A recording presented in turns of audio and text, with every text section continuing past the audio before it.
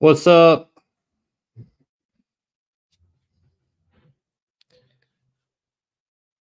What's up?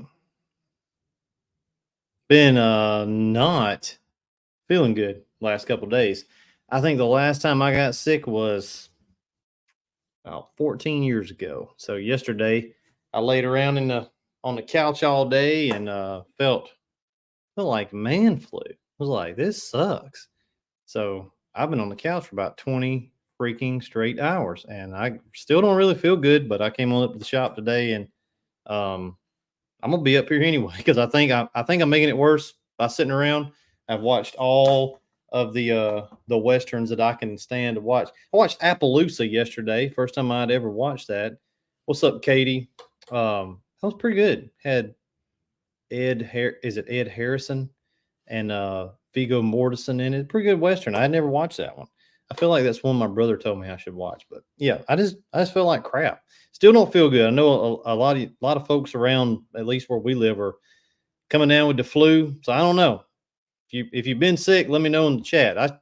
I hate it because I don't get sick that often. I pride myself in uh Dan Wright. Ty was just telling me you buying half my shop apparently. Uh Sound like y'all getting geared up to get a lot of stuff, dude. No, I don't get sick often enough to remember what it's like to be sick. It's literally like decades. So, I feel a little bit better, but I never threw up really, but I just felt like meh, and my shoulders hurt, and my back was hurting. Like I've been, I don't know, thrown off a truck. It's just as had the flu. I guess it is the flu, dude. Like I guess it is, man. But I still feel like crap. But anyway, we're gonna do it today because it'll just be worse if we lay around another day. And yeah, so I had this on my mind. I was driving over. I had the boys. I had Micah drive me over this morning. He's like my little chauffeur, and come over to the shop from the house. And it's a little 35-minute drive now since we moved. And I always have a podcast going while I'm coming or going the days that I come over here. And I had one on this morning. Old Myron Golden. He's pretty good, man. If you guys aren't following him, go check him out. But he wasn't talking about this. It just got me thinking about this topic and reasons that people maybe shouldn't get into business for themselves. I know a lot of times we talk about the positives, and that's what we like to talk about. All the pros. It's easy to because there's a lot of pros. There's a lot of positives to talk about. There's a bunch of them, and it's a very easy, straightforward business. And so we get accused sometimes of making it sound, too easy. But the fact is, it is pretty easy. Like it's not that difficult. But that doesn't mean that everybody's cut out to do it. There's a statistic, and I don't know how they get these numbers, but they say that 7% of the population is cut out to be an entrepreneur. And I don't know if that's right or not, but out of that 7%, only like 1% of those survive and actually make a business out of their adventures. And so not everybody is made to be an entrepreneur, and that's okay. And that's just like a fact. And I got three things for you this morning. I would feel like crap, but I've been doing a lot of thinking about these three topics. And this is straight from my heart to yours. I hope this resonates with you. And if this is you, look, you can change yourself. You can become another person. You really can through self improvement and dialing it in, and a lot of I tell you, my brain ain't working right, but self mastery and just expanding who you are. You can't change other people, but you absolutely can change yourself. However, it is probably the hardest thing that you will do. It's easier to flourish in something that you're already good at with a skill set that you already naturally have, right? Like I'm not artistic really. My daughter is. It would be really hard for me to go become a piano player and go to Carnegie Hall. Like this is probably not going to happen. Alyssa's got a lot better shot of that. Now, Alyssa is not motivated in ways that I'm motivated. Let me check these texts. Okay, nothing important. So I got some things for you this morning that if this resonates with you, if you're thinking about getting into the business, look, we'll get you some equipment, dude. I'll sell it to you. I'm not going to not sell it to you. We'll get you some training. Absolutely. We got a lot of stuff on the website. We'll get you some parts, whatever you need. But if you're not going to do these three things, then it's not going to matter. And you're not like, you're just going to piddle far around with it and you're going to hang it up. And then you're probably going to say, um, well, it just didn't work. No, what you mean to say is you didn't work. What you mean to say is you're lazy, you suck. And that's what you really got to say up front. And just say that to yourself before you go in, down a rabbit hole you can't come back out of easily.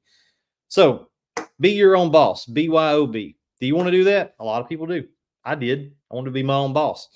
And it worked out for me because number one, time management. Let's just get into them real quick. Time management. If you are the type of person who shows up to work at 1 minute till every morning and clocks out at 4:59, 59, 59, 59, you do not need to be your own boss. I had grown people when I used to be a manager for other companies that I would have to write up. I was like, how old was I? Let's see. I was like 28, 29. And I'm having to write up people that I know my whole life that were 15 years older than me that lived in my town. We lived in Roanoke. We worked in LaGrange. That's a 35-minute drive, right? Through the country. You cross a couple of train tracks. Had to write this one guy up, and I didn't enjoy it. It's just policy. Write him up. You're late to work. 10 minutes late. Dude, the shift starts like early as piss in the morning. Why are you late to work? Oh, man, the train got me. I'm like, bro, it's the same train that comes through there you've been working this shift 5 years. You know what time the train comes through. Wake your ass up a little earlier and be to work on time. Like, I get it. Everybody's late, every once in a while. I don't even care if you're late. Who cares? If it's just like a once in a while thing, everybody's late once in a while, but it was modus operandi for this dude that he was going to be late. Like, that was his shtick. He was going to be late. And if he was on time, it was the exception to the rule. He wasn't going to stay over. He wasn't going to help nobody. He going to do, these people. And do you check yourself now? I do that ain't my job. If you ever said that, like, well, that ain't my job. I understand what you're saying. Like, you have to be careful in corporate America because they'll make you make everything your job, right? Like, you do a good job, they keep saddling crap on you that's not really ain't your job. But if you have that general attitude of that ain't my job, do not sign up to be an entrepreneur. Like, do not. Look, I'm telling you, everything gonna be your job. If you can't get to work on time now and you got a boss and a time clock that holds you to a standard and it's all you can do to keep from getting rode up, like people used to track, they're wild to me, dude. They would track their points. Man, I got 2 points about to roll off and I'm gonna take me a day off. So what that means is you've already used up all of your paid time off and you've abused the leniency of the policy to the point where you've gotten coachings or you've got accountability and you've got a point system and you've racked up some points, right? And now you're gaming that. Like, well, when those roll off my report card, then I can lay out again or I can call in sick again. If that's you, shame on you and stay working for somebody else because you're just a cog in the wheel. And the thing is those bigger companies know that people are going to be like that and it's factored into the machinery of the business. But if that guy quits and starts his own venture, he is not going to survive because who's going to come get him up in the morning and say, hey, man, you need to go do some marketing. Hey, dude, you need to go knock this job out in the morning instead of waiting. You need to go, hey, man, let's get out. Let's get the truck on the road. Hey, you're doing one job a day when you could be doing 3 jobs a day, right? But you're happy at this amount, but you're not accounting for bad things to happen and failures. No. Those same people that think that way are the same ones that put in an Oliver Anthony CD and think somebody owes them something. Nobody owes you freaking anything. If you want to get recognized and get promoted and get skills, you have to make yourself valuable. And nowhere will this rubber meet the road faster than when you're working for yourself. See, when you're working for the company, I've worked with people like this my whole life. Good people. I mean, it's like salt of the earth people, but it's truly in their mind that the company owes them something. They'll take all their vacation time and then their wife will have a baby, which they were pregnant the whole time they were burning their vacation time. And then be out of work for the baby. I'm like, well, we had a baby. Well, you knew that, right?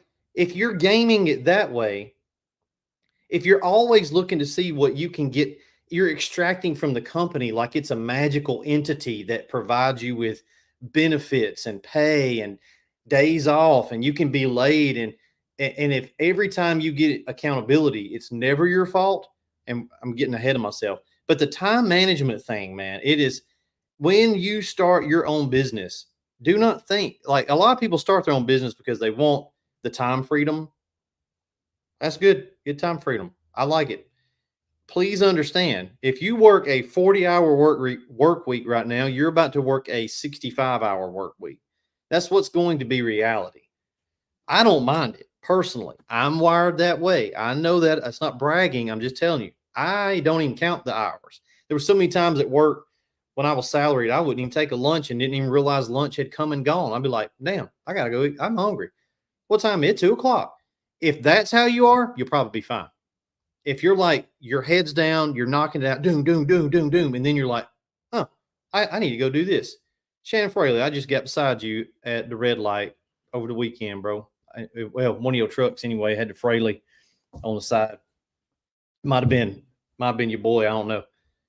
But those people, like, you know what I'm talking about. If you've ever been in a management or a leadership position, you'll have a crew that you don't have to worry about, right? They're just going to come in. They're going to be on time. They're going to be 15 minutes early. They're going to do what they need to do. If you walk by and they're in the break room on their phone, they probably got something going on at home. It's fine. You don't care. It doesn't even cross your mind. Then you got the other crowd they're looking for every reason to slip. These are people that will slip off in the bathroom to go doo-doo on the toilet and look at Facebook for 20 minutes at a time. Like, where's Johnny? Where's Johnny? I can't find Johnny. Where's he at? He's in the bathroom, doo-dooing. Like, no, he's not doo-dooing. He's milking the clock. The same people that when it comes time to leave, now they got something to do right up till 5 because they're going to get that last few minutes, right? If this is how you are, you do not need to be your own boss. You're not ready.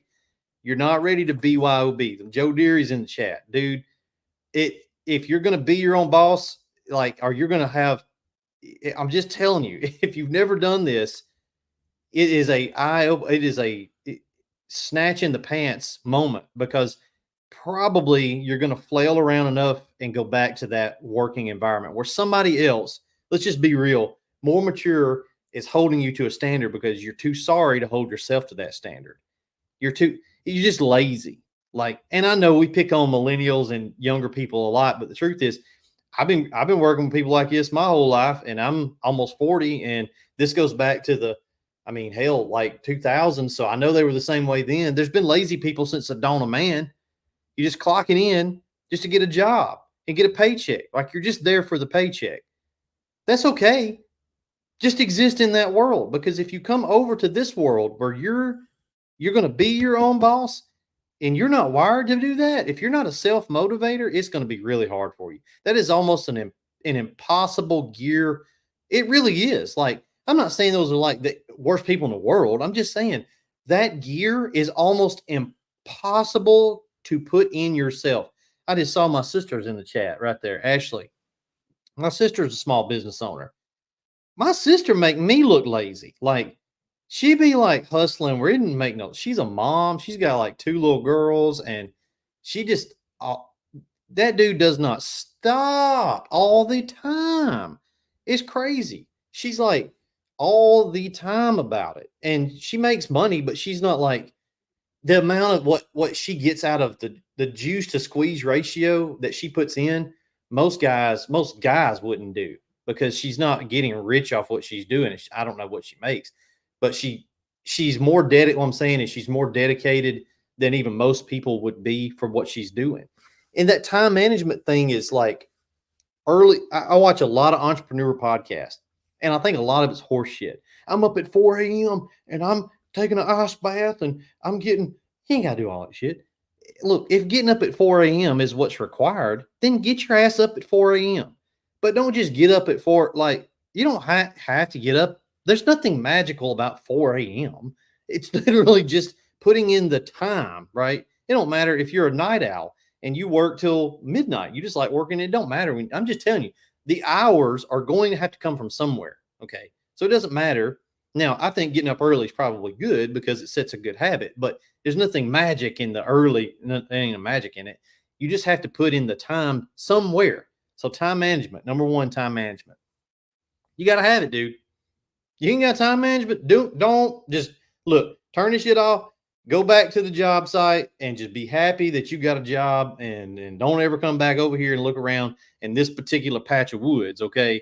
Because it is not going to be fun for you. You don't have that running gear, not going to be fun, okay? Number two, money responsibility. Number one, time management. Number two, money responsibility. If you are not a responsible person with your money, do not. You remember old brother Wartel? He was like, "Do not seek the treasure." I'm just telling you, you don't need to go down this adventure because who you think does the P&Ls at the company? It's not the employees because most of the people are not responsible. Y'all know. Tell me in the chat, please tell me. Have you worked with people that got paid on Friday and were broke by Monday morning? Y'all know anybody like that? I know the dude that I worked with that made more than I did, and he would take his entire paycheck, drive to the state line, and he had a old Ford Explorer, like a two-door Ford Explorer, and he would drive to the state line because we don't have a lottery in Alabama, and he would take $300-400. His paycheck probably $700. This was years ago. And then he would cash it and spend the whole thing on lottery ticket. This man, like 50 years old, and I'm not like a crazy guy, a normalish kind of guy. 5 guys of mine, RPC, right? And that's the difference. RPC is a business owner, and the other guys are an employee. If you don't have money management skills, who is going to magically have these? And this is what we see cause failures a lot of times. It's time management. Number two, it's money management because they don't manage the money and then they don't have the money for marketing. Well, yeah, you do. You just spend it on stupid shit. Or they don't have the money to buy a replacement pump that's 4 or 5 months old and it's made them $100,000, $80,000, $70,000, whatever it is. 6-month-old Softwash pump, and they're freaking out because it died. And I'm like, and I knew this when I started the process almost 2 years ago of becoming a pump manufacturer, that I was going to inherit those headaches that the pump companies have because these guys will kill a pump on purpose. They'll talk about it in the groups and then try to warranty it out, slip it by them. That's unethical and piss on you. Like, shame on you if you're that way. Your real root cause problem is that you don't have money management skills because you're not taking a portion of every profitable job. I mean, just a little bit put off to the side for extra equipment. My equipment is this building, the power, the mezzanine, the lights, the lift tables, the truck. I'm clearing off land back there right now. I got them back there right now, clearing off land for the new building in the parking lot. You have to put money back, right? I mean, it's common sense. There has to be capital investment from somewhere. But the Oliver Anthony told me that it's just the man. No, it's not. Profitable businesses have to make a profit. And if you're going to be a business, you need to take that CD out of your CD player and throw it away. I know you like him. He's a crazy looking Irish redneck. I like him too. He's dead wrong on that. If you're putting that in your brain, you're going to be a communist slob. We hate communism and simultaneously try to be like little communists inside our own life and then hate communism. No, they don't owe you nothing. Working overtime hours, that's your job. You agreed to that. That's what you said you would do. For BS pay? No, this is exactly the pay rate that you said you wanted to work for. Because the day you got hired, you were all about it. Now, 5 years later, you ain't all about it. Well, what the hell you think is going to be day one in your business versus 3 months into your business when the news wore off? You're not going to be all about it no more. And you're going to fold it up. That old business didn't work. No, you didn't work because you didn't have the skill set. You did not have this operating mode in you from the start to have money management skills where you put some money aside for all the different things that could go wrong. What about your taxes? Who's going to pay your taxes? Listen, I'm going to tell y'all, it's crazy as piss. I have people that get upset because I give them bonuses I won't say upset, but they don't understand the tax code. Give them a bonus and they get confused and frustrated because they got to pay taxes out of that bonus. Look, you can run it through your payroll and it's going to be deducted, or I can give you a check and it's going to get it at Uncle Sam going to get it first year. It don't matter when you pay it. It ain't my idea. I don't like it no more than you do, but it's not my problem.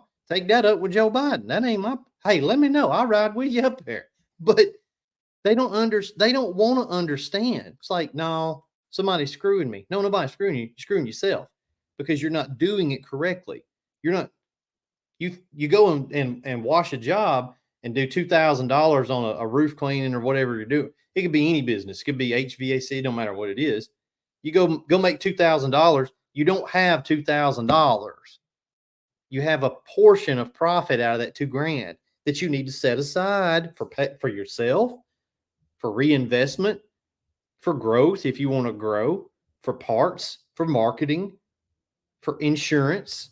There's a lot of things. Okay. Now, in the pressure washing game, you're kind of lucky because it ain't a whole lot of things. In the manufacturing game, hello, there's a lot of things. There's like a lot of things. So I don't want to hear the whining. Like, I don't entertain no whining because guys on a wash truck, man, we got it made running a wash truck. It's so straightforward. You got insurance. Just like people yang in about CRM software. My face is itchy. Like, dude, there's nothing to complain about. It's freaking cheap. It's so cheap. It's ridiculously cheap. But the same people will go spend hundreds of dollars on these stupid looking water droplet shirts. Like, I don't care. Get you the shirts. I think they kind of look dorky, but I mean, you can get them. But why would you spend all that money on something like that and not bandit signs or not market something that, it's like they think this stuff just materializes out of thin air. No, you have to set. What the hell you look? Let me show you. See, this is a $35,000 office. I don't even need no damn office, really. Like, but I thought, you know what? I might have an office. The trick is, I didn't have an office for the first 5 years. I did not have an office for the first 5 years. And then I converted this, used to be storage up here. We put surface cleaners and crap because, yeah, I like having a cool off. You know what? These are actual real bricks I had brought in and facaded on that wall right there. It's cool in here, man. I like it. I don't really, it's so backwards with the camera. I don't really need it, but I waited to get the office to the point where paying for an office to get built out. The ceiling's really cool too. See the ceiling's this grid ceiling. Paying cash to get an office made did not matter at that point, right? Because you can buy things. I'm not saying don't blow a little bit of money. Like I enjoy spending money. That is part of the reason of being in business is to be able to spend a little bit of money. All right, ain't nothing wrong with that. I'm just saying you got to be tactical about it, and you almost have to be way more cautious than maybe you even really need to be in the first days because you don't know what could come up later. You don't know what's a year down the road. What if your truck motor locks up, right? There's so many what ifs. What if you get in a wreck? And I've seen dudes. These are dudes that try to be like gurus and teach people stuff. And somebody stole their pressure washing trailer. And these guys had to have a GoFundMe to get a new pressure washing trailer. And they've been in the business for 8, 10, 12 years. Now I hate it that the trailer got stole. And I may even throw them $100 toward their GoFundMe. But I guarantee you one thing, if RPC right here in the chat, if somebody stole one of his rigs, it would just piss him off and it would not really like ruin his month. He would just be mad because he's got enough sense to have done it. He wouldn't be relying on the blessings of GoFundMe. Like it would be an ego hit to me to have to ask somebody else if this building caught on fire and burned slap the hell to the ground. Do you think for a second that I would put a GoFundMe? My business caught on fire and I need a GoFundMe. No, you sorry bastard. You should have put back and you should have had insurance. Like, did you not have insurance? Insurance is pretty cheap. No, I need GoFundMe and it's a damn shame. You see what I'm saying? It's a lack of time management, number one, and money management number two. There's dudes out there run their whole business, ain't got no insurance, don't have a spare pump, don't have a spare anything. Like they don't keep a spare any. It worries me that I only have one forklift. When I build this new building, I'm going to have a secondary forklift down there because it worries me that we use a forklift a lot. I think about it all the time. Forklift's fine. It don't give us no trouble. But if the forklift goes down, what am I going to do that day? I'll be just thinking about stuff like that. Like, that's probably but it is like a $25,000-$30,000 purchase to get a good used one with off-road tires and really need to be four-wheel drive because I might have to go down the hill. So there's some calculations right there. So to me to fix that's about a $30,000 secondary forklift that's probably just going to sit here and go to waste most of the time. So it's like, is it worth it? I don't know. I really truthfully don't know if it's worth it because I could get another one if I could get one in a day if something happened. But you see what I'm saying? I'm thinking that way instead of thinking the other way where every dollar that comes in is spent. Every dollar that comes in is spent. Every dollar that comes in, it just goes away. And then you don't have anything to show for it. How the hell do you I have so many guys, man. They making $52,000 at their job, something like that. Making 55,000. Crazy as hell, Reggie. I told you the name of Reggie. He get me on a bad boys kick. They make $55,000 at their job, and they start a business.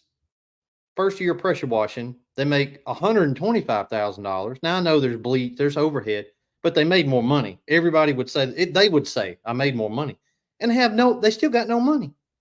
Like, what? How come it is that you went to the beach, you went to Longhorn, and you had Christmas when you was working at your job making 55.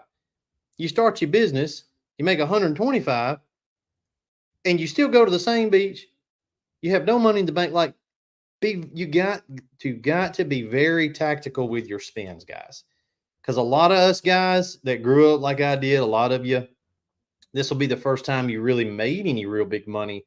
And, growing up doing it, I kind of got used to it as a kid. But when you go out and make $4,000 in a day and you've never made that, that was like a month's pay. It was like, damn, I make $1,000 a week right now. And I just made $1,000 this morning and I'm headed to the second job. And it ain't but, 1:00 in the afternoon. When those wheels start turning, you do sort of realize that you've leveled up a little bit, but you've got to be careful and not get too big for your britches too soon. Move the chess pieces slowly, move them slowly because it's a better play in the long run. Number one, time management. Number two, money responsibility. I'm trying to read the chat here, guys. Some of y'all are being funny, killing me. Yep. Good stuff over there. I'm reading Justin French's. Time management, money responsibility, and number three, and this is really the same horse, but just general accountability.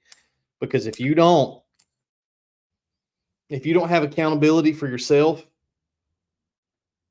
I want you to ask yourself, you got 74 people watching this right now on YouTube. I don't know about Facebook. I don't know how to check it. How many times have you ever got rode up at work? I got rode up. Some of the biggest business mentors out there in the world got fired from jobs. Like, it's okay. You can grow from those things, but I got rode up a couple times. I got fired from a job for attendance of all things. I hated that job. I hated it. Worked a rotating shift, had 4 days off a month, could never sleep. And I was gaming it and I gamed it the wrong way and counted my days wrong, got terminated for attendance. I felt like that big. And I sort of changed and became a different person. And that really, now I still hated that job. It was still a sucky job. I don't know how I did it that long, but it said something about me that I had to get terminated for attendance. I was in my 20s. I was a kid. I was a young kid, but still, that was an ego hit to me. I had to go home and say I got fired. Like, I don't get fired. That's not, but I had to learn from that, right? That wasn't their fault. That wasn't the man was out to get, they just out to get me. No, I was a dumbass. I only had to work too many. I was tired. I had a good reason. It was a horrible shift to work. Reason don't matter. I missed too many days of work, got fired. It just is what it is, dude. Like, I let that become a learning thing, and it taught me and it changed me because it hit me in the pride that I got fired. Like I'm too good. I'm not a get fired guy. I'm not going to be that kind of guy. I can't be that. Now I can quit. I can move on and do something different, but I'm not the dude that gets fired. But I was. So I had to change the running gear. I had to grab another mode. I had to create another entity, another persona. And holding yourself accountable is hard to do. It's easy to say, it's hard to do because our natural human instinct is to point fingers everywhere else and say it's somebody's fault. It's somebody's, it's, it's inflation's fault, right? Well, I agree. I mean, you're not wrong, but that is what it is. At the end of the day, it is that. So what are you going to do about it? Like, what you going to do? If it's inflation's fault, okay, sure. But what you going to do about it? You've got to hold yourself accountable to who? If you're going into work, your supervisor holds you accountable. His boss holds him accountable. Is it a thing where you hold yourself accountable? Only you really know. I mean, you and your people around you know, but you know if you're an accountability centered person, it's not easy to do. Josh Lewis says self-employed is the easiest way to become lazy. That is true. Now, I'm pretty laid back at this stage, but I get to be like I've worked to the point where I can be. Now, I'm willing to do anything, jump back in when I need to, but there is nothing wrong with throttling down. You just have to know when you can and can't do it. And you're just not gonna be able to do that in the early days. And it is, if you're already wired towards being lazy, like I'm not, so I get to enjoy the downtime, the lazy time. But if you're already wired that way, then that's the biggest pitfall for you because you're going to try to go that way too early. Yeah, accountability, man. Nobody is going to. This is why I would recommend for a new business owner to join and listen to a lot of podcasts, because you'll just pick up on a lot of things. I'll give you a few. I listen to Andy Frisella podcast every day. Mike Glover's not really business, but still good stuff. Bedros Koulian show. I like that guy a pretty good bit, but I just have them play in the background. I don't really care what they say. It's just business. Myron Golden is biblical business podcast type stuff. Who gonna hold me accountable? They can't nobody up here tell me nothing. Ed Milet, yes, I need to get back on his channel. He's fell off of my algorithm for some reason. Ed Milet's really good. If I didn't hold myself to a certain standard, my team would have no standard. If I didn't do X, my general manager wouldn't do X. And if he didn't do his goal, then the team's not going to hit their goal. There's always got to be accountability in the process. The easiest way, I'll tell you, the hardest and the easiest way it's two edges of the same sword. The easiest way to set accountability in an organization is through culture. Nobody comes in late up here, and we don't really have to monitor it. We don't really even look at it. But the way we got there was through company culture. That took a long time to do. It was very hard to be. It's an ongoing thing that you have to constantly build. You have to hire right. You have to pay right. Bro, you know Brian. Yeah. Bro, I can't believe I snagged Brian, dude. Brian's a freaking Jedi.